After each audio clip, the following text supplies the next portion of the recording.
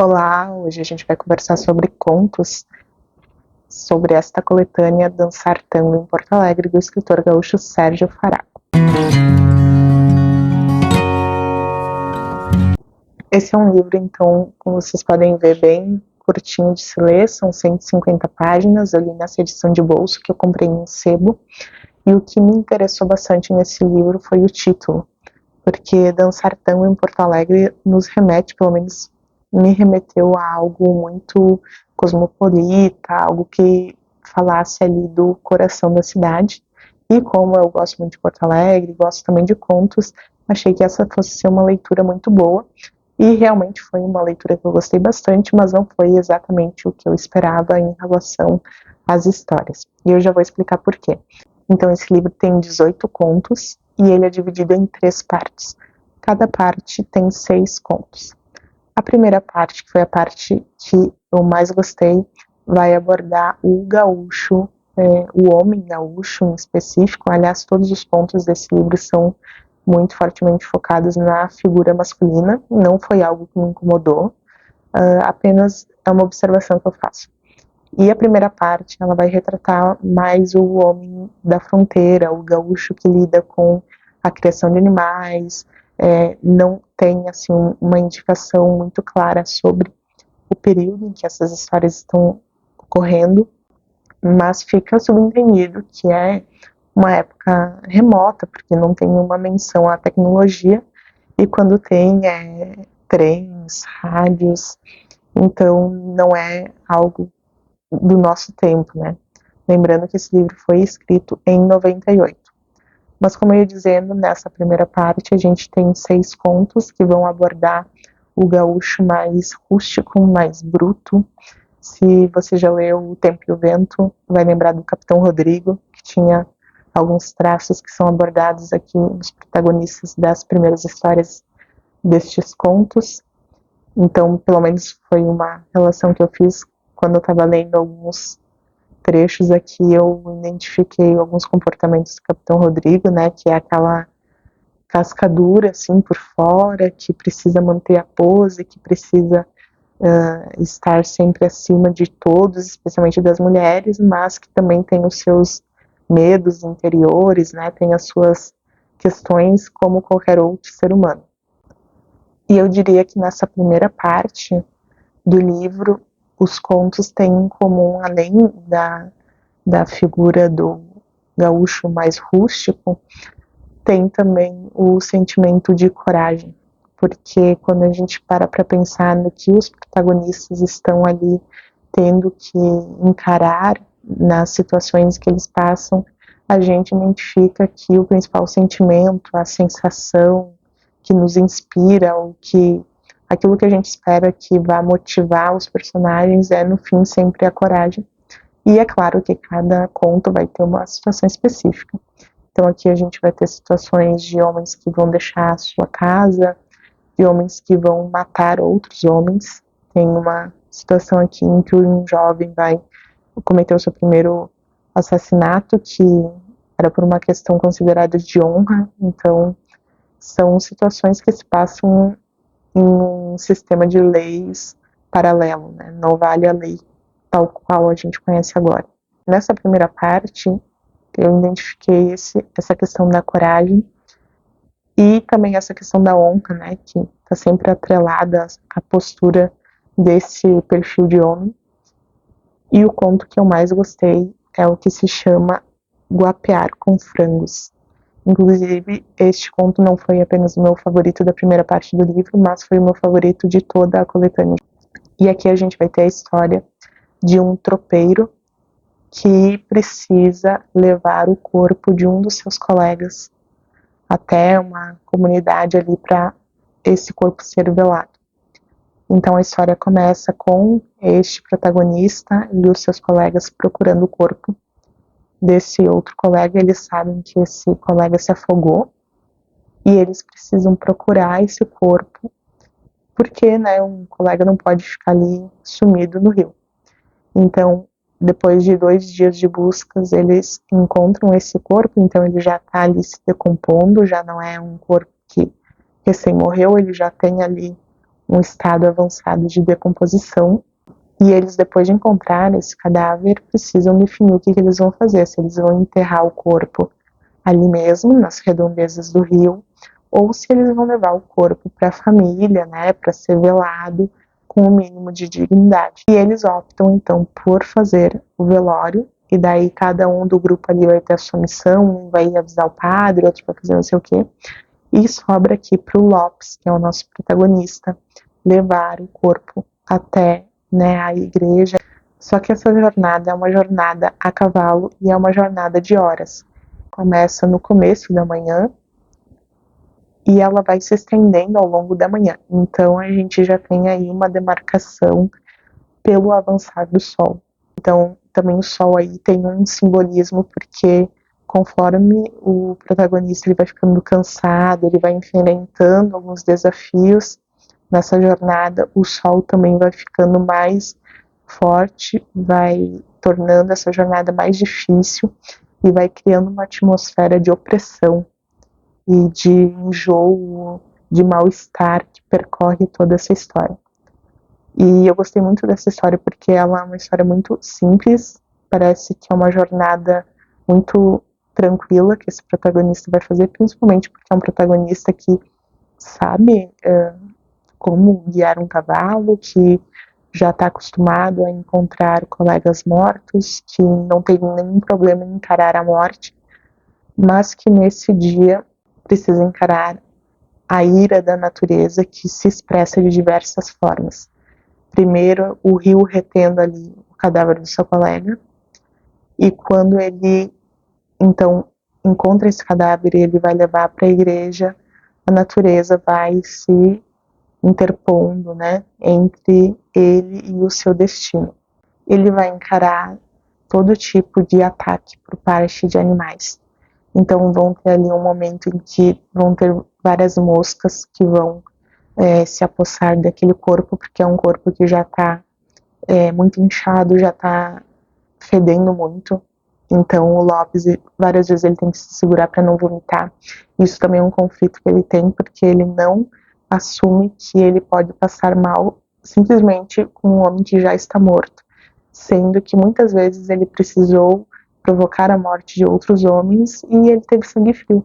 Então não faz nenhum sentido ele passar mal tendo ali um homem que não pode fazer nada contra ele. Então ele fica ali nesse conflito interno de não demonstrar fraqueza, mesmo que ninguém esteja vendo ele. Então vai ter um momento ali que vão ter várias moscas ao redor desse cadáver. Vai ter um momento que os urubus começam a voar abaixo ao redor dele.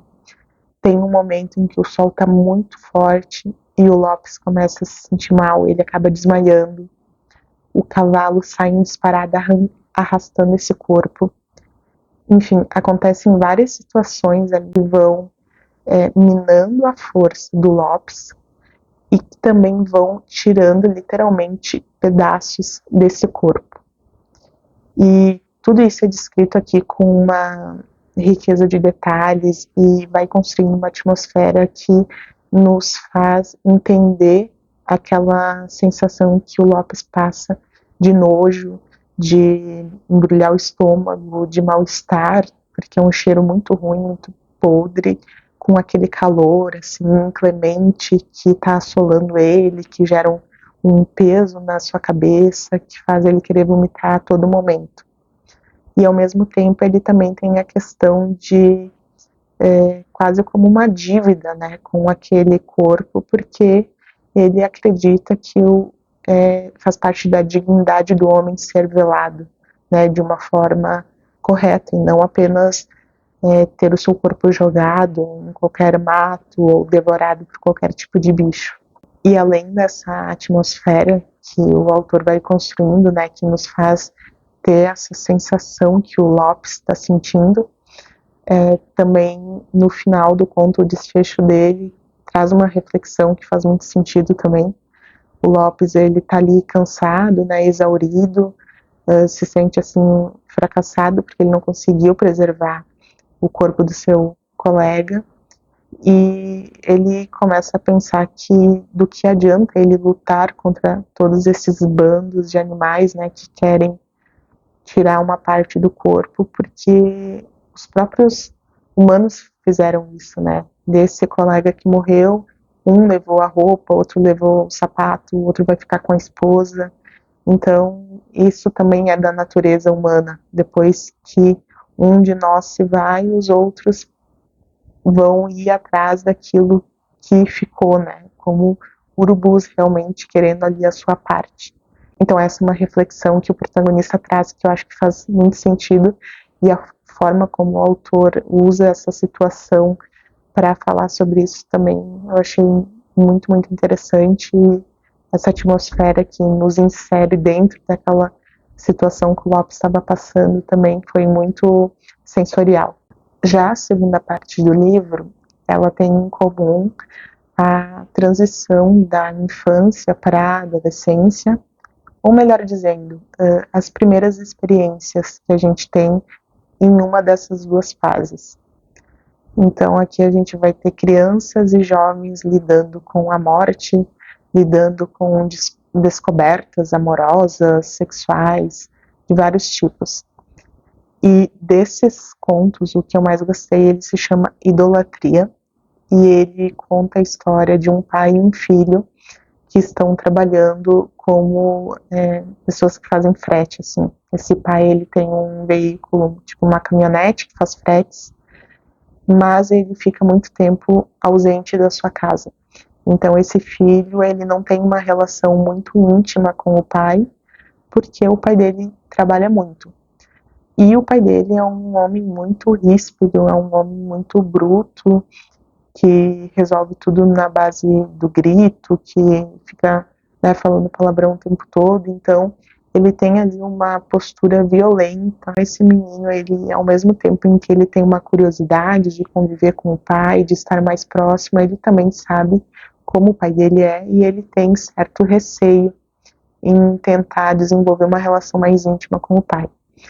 E nessa situação aqui, eles estão indo fazer um frete e a caminhonete acaba atolando. Então, são poucas cenas, é uma situação realmente muito rápida, mas ela é muito carregada de significados, porque a gente tem aqui o menino tentando ajudar, e ele tem muito medo de falhar, e quando eu digo ajudar, é ali tirar algumas pedras que estão atrapalhando a roda do veículo, que tem tudo que ele vai fazer, ele fica assim muito ressabiado de como o pai dele vai reagir. Mas ao mesmo tempo em que ele tem esse medo, ele também tem uma admiração pelo pai. Então ele vai descrevendo alguns detalhes da expressão do pai. Então quando o pai dele sorri, ele fica muito deslumbrado ali com a beleza do sorriso do pai dele. Ele descreve os momentos em que o pai dele parece um pouco mais tranquilo. Então, ao mesmo tempo em que o pai dele é uma pessoa que o repele, também é uma pessoa que o faz querer estar próximo. Ele só não consegue dosar até quando ele pode ou não, né, ser quem ele realmente é, que é uma criança, né, que vai errar, que não vai conseguir atender sempre às expectativas do seu pai. Mas se no começo do conto a gente percebe que o pai dele tem essa postura mais explosiva, no fim da história a gente já nota como era o jeito dele e que ele realmente amava o filho, porque embora seja um conto curto, são 3 páginas, a gente consegue ver essas pequenas atitudes que vão mostrando, né, a relação que ele tem com o filho. Então, embora ele resolva tudo gritando, ele use palavrões, né, para se referir a tudo, ele também tem o cuidado ali com a criança. Então tem um momento em que ele tem só um pedaço de pão e ele abre mão de comer para alimentar o filho. Quando eles descobrem que não vão conseguir sair dali naquela noite, né, que eles vão ter que esperar socorro, ele tira o seu casaco e dá para a criança. Então a gente vê que é tipicamente um homem bruto, né, mas que é o jeito dele, né, não é que ele não ama o filho. E daí, no fim do conto, o menino diz que, né, ele colocou a jaqueta do pai, e a jaqueta fica muito comprida para ele, né, porque o pai dele é um homem muito grande, e nisso o pai dele olha para ele e sorri, né, porque ele acha engraçado a criança ali com a jaqueta longa. Daí, nesse momento, o filho diz, né, que o pai fica tão bonito, sorrindo e tal, que ele tem um ímpeto de ir até o pai, né, e abraçar ele, porque ele fica tão admirado com aquela imagem do pai sorridente, mas ele se detém, né, ele não vai porque ele imagina que o pai pode não gostar. E daí ali tem um momento de uma pequena pausa e o pai dele, como se correspondesse, né, a esse sentimento, olha para ele e pergunta: tu vem ou não vem? E daí ele encerra dizendo: aí eu fui.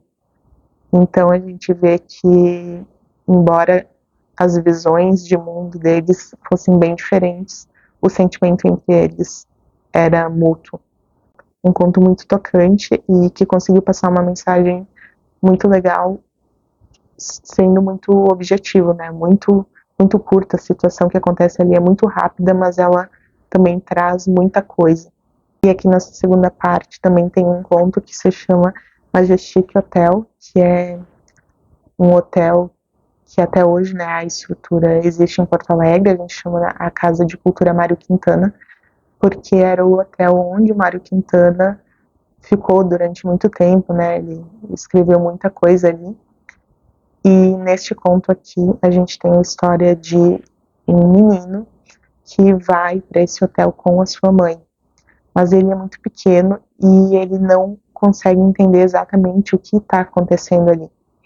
Então a gente tem esse menino que fica dentro do quarto enquanto a mãe sai. A mãe tá ali se preparando, ela se arruma, coloca salto, toma banho, se pinta, enfim, sai do quarto, deixa ele no quarto e depois ela retorna. Nos momentos em que eles estão juntos caminhando na rua, ali ao redor do hotel, tem um homem que fica olhando para a mãe dele, ele nota isso. Então, assim, ele tem recortes de uma realidade que ele viveu ali com a mãe, mas ele não tem certeza do que aconteceu. E isso, na verdade, são lembranças, né, que esse menino fica resgatando quando já é adulto. Então, na verdade, quem vai dar o ponto de vista dessa história é esse menino, mas já adulto, né, retomando aquilo que ele viveu com a mãe nesse hotel e tentando ali entender o que poderia ter acontecido naquela situação em que ele foi para esse hotel com a sua mãe.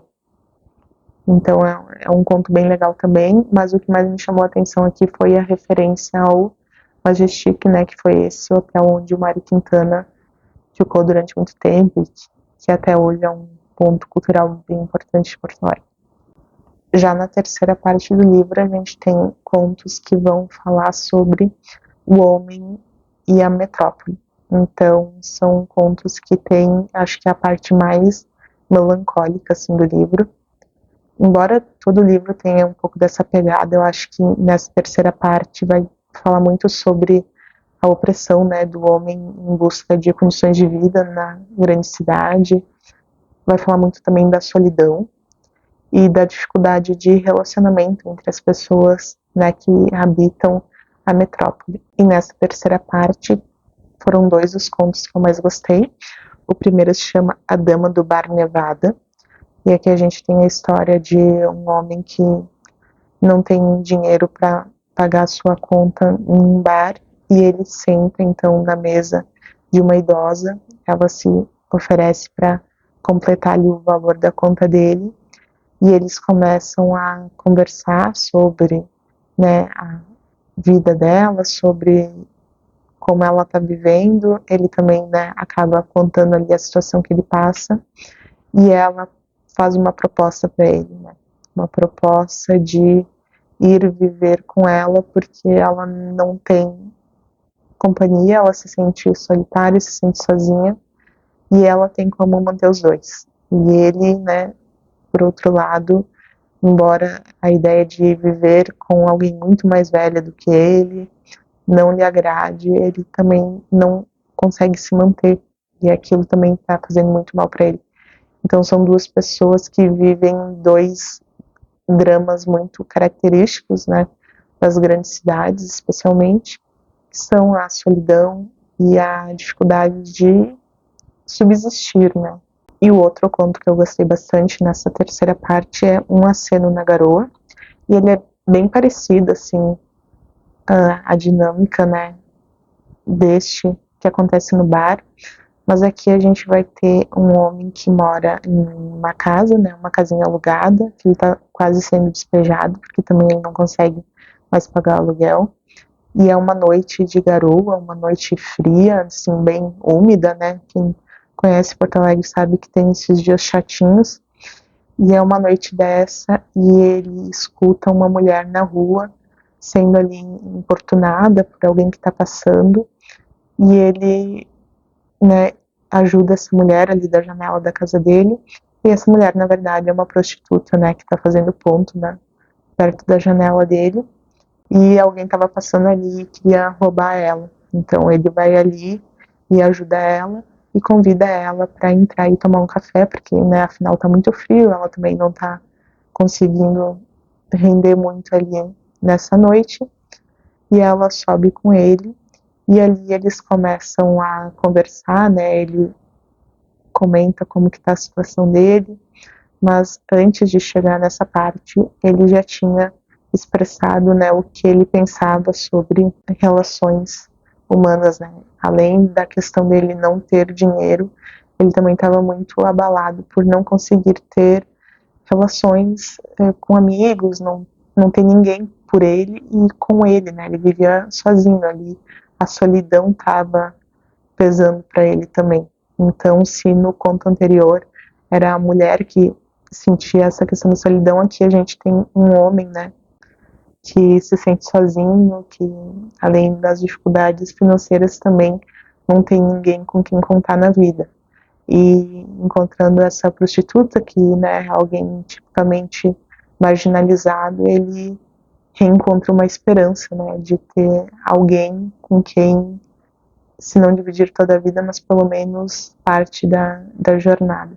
Então eles vão ali nessa noite se aproximando, cada um oferece o que tem, e o conto também termina de uma forma muito bonita, que acende, né, novamente a esperança para esse protagonista que estava totalmente desolado, sozinho, e que o interior dele também expressava essa sensação que a gente tem nesses dias úmidos e fechados, que a gente não enxerga nada além da neblina.